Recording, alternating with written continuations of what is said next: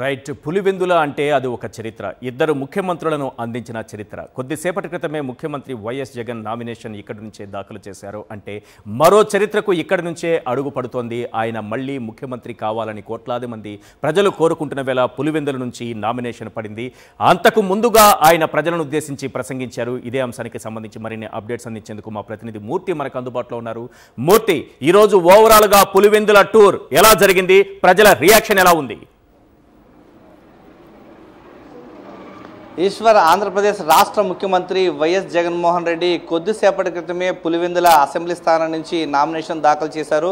ఆంధ్రప్రదేశ్ రాష్ట్ర వ్యాప్తంగా మేమంతా సిద్ధం బస్సు యాత్రతో పార్లమెంట్ సెగ్మెంట్ వారీగా ఆంధ్రప్రదేశ్ రాష్ట్ర వ్యాప్తంగా ప్రజల్లో నూతన ఉత్తేజాన్ని నింపినటువంటి ఆంధ్రప్రదేశ్ రాష్ట్ర ముఖ్యమంత్రి వైఎస్ జగన్మోహన్ రెడ్డి ముందుగా ఏదైతే నామినేషన్ కార్యక్రమానికి వచ్చే ముందు సిఎస్ఐ చర్చ్ సభా ప్రాంగణంలో భారీ ఎత్తున వచ్చినటువంటి చిత్తూరు ఇటు వైఎస్ఆర్ కడప జిల్లా పులివెందుల నియోజకవర్గాల నుంచి 6 మండలాల నుంచి వచ్చినటువంటి ప్రజానీకంతో ఉద్వేగపూరితమైనటువంటి ప్రసంగాన్ని ఇచ్చారు.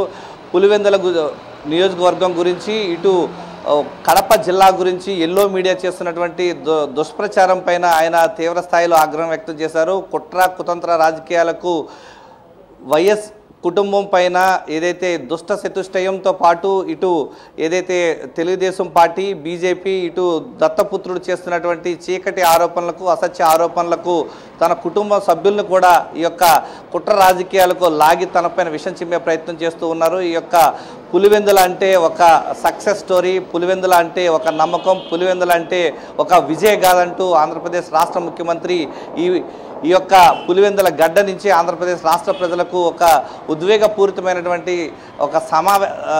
ఒక మాటను చెప్పడం జరిగింది. ఆంధ్రప్రదేశ్ రాష్ట్ర రాజకీయాల్లో దివంగత ముఖ్యమంత్రి వైఎస్ రాజశేఖర రెడ్డి మరణం తర్వాత 10 ఏళ్ల పాటు పులివెందుల నియోజకవర్గం పైన విషం చిమ్మినటువంటి ఈ యొక్క ఎల్లో మీడియా, ఇటు ప్రధాన ప్రతిపక్ష పార్టీలకు ఒక గట్టి సమాధానం అనేది ఈ ప్రాంతం నుంచి రాష్ట్ర ముఖ్యమంత్రి ఇచ్చారు. గడిచిన 58 నెలల్లో 5,090 కోట్ల రూపాయలతో పులివెందుల ప్రాంతాన్ని పూర్తి స్థాయిలో అభివృద్ధి చేశామన్నారు. పులివెందుల ప్రాంతాలకు సంబంధించినటువంటి నవరత్నాల పథకంలో భాగంగా పులివెందుల నియోజకవర్గం మొత్తం కూడా 94% మంది ప్రజలకు, అర్హులైన పేదలందరికీ కూడా యొక్క సంక్షేమ పథకాలను ₹1 లంచం లేకుండా వారందరికీ అందజేయడం జరిగిందన్నారు. మరోవైపు పులివెందులంటే ఒక సక్సెస్ స్టోరీ అనేది దేశ రాజకీయాల్లోనే ఒక విజయగాథగా నిలిచిపోతుందనే విషయాన్ని రాష్ట్ర ముఖ్యమంత్రి వైఎస్ జగన్మోహన్ రెడ్డి ఒక సందేశాన్ని ఇవ్వడం జరిగింది. ఇదే ప్రాంతం నుంచి గత ఎన్నికలకు ముందు ఏదైతే దివంగత వైఎస్ వివేకానందరెడ్డి హత్యకు సంబంధించి ఒక కీలకమైనటువంటి ప్రకటన చేశారు. నా కుటుంబ సభ్యులను కూడా ఈ యొక్క ఇద్దరు చెల్లెళ్లను ఈ కుట్రలో పావులు చేసి తనపైనే ఆరోపణలు చేసే స్థాయికి ఈరోజు కుట్ర రాజకీయాలు తెలుగుదేశం పార్టీ నుంచి, బీజేపీ నుంచి, ఇటు దత్తపుత్రుడి నుంచి కూడా తన కుటుంబంతో చీలికి తీసుకువస్తూ తనపైనే రాజకీయ ఆరోపణలు చేస్తున్నారంటూ ఆయన ఆవేదపూరితమైనటువంటి వ్యాఖ్యలు చేశారు. ప్రధానంగా గురిపెట్టినటువంటి ఏదైతే కడప ఎంపీగా పోటీ చేస్తున్నటువంటి అవినాష్ నిర్దోషిగా ఉన్నారు. ఆయన చాలా చిన్న వయస్కుడు. అతని పైన కేవలం హత్యా రాజకీయాలు చేస్తూ చీకటి రాజకీయాలను ప్రజలంతా కూడా గమనించాలంటూ ప్రధానంగా పులివెందుల ప్రాంత ప్రజలకు, ఇటు కడప జిల్లాలో ఉన్నటువంటి ప్రజలందరికీ తెలుసు. ఈ విషయాన్ని అంతా కూడా రాష్ట్ర ప్రజలు కూడా గమనించాలనే విషయాన్ని సీఎం జగన్మోహన్ రెడ్డి పులివెందుల్లో జరిగినటువంటి నామినేషన్కి వెళ్ళేటువంటి ముందు సందర్భంగా సిఎస్ఐ సభా ప్రాంగణంలో చర్చలో సీఎం జగన్మోహన్ రెడ్డి రాష్ట్ర ప్రజలకు వివరించేటువంటి ప్రయత్నం చేశారు. ₹1 లంచం లేకుండా డీబీటీ ద్వారా 2,78,000 కోట్ల రూపాయలు నేరుగా అందించినటువంటి ఘనత ఒక్క వైఎస్ కుటుంబానికే దక్కింది. ఈ విషయాన్ని ఆంధ్రప్రదేశ్ రాష్ట్ర వ్యాప్తంగా ఉన్నటువంటి ప్రజలంతా కూడా గమనిస్తున్నారనే విషయాన్ని సీఎం జగన్మోహన్ రెడ్డి స్పష్టం చేయడం జరిగింది. Right, thank you Murthy. Nomination దాఖలకు సంబంధించినటువంటి దృశ్యాలు మనం చూస్తున్నాము.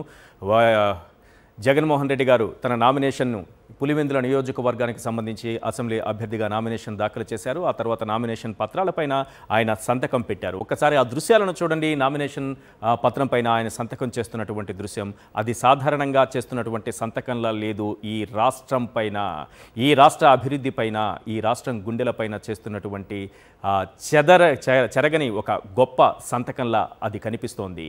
ఎస్, దృశ్యాలను చూసాం. ఇక్కడ నుంచే పులివెందుల నుంచే మరోసారి మరో చరిత్రకు ఆయన అడుగు వేశారు, శ్రీకారం చుట్టారు అన్నట్టుగా ఆ దృశ్యాలు మనకు కనిపిస్తున్నాయి.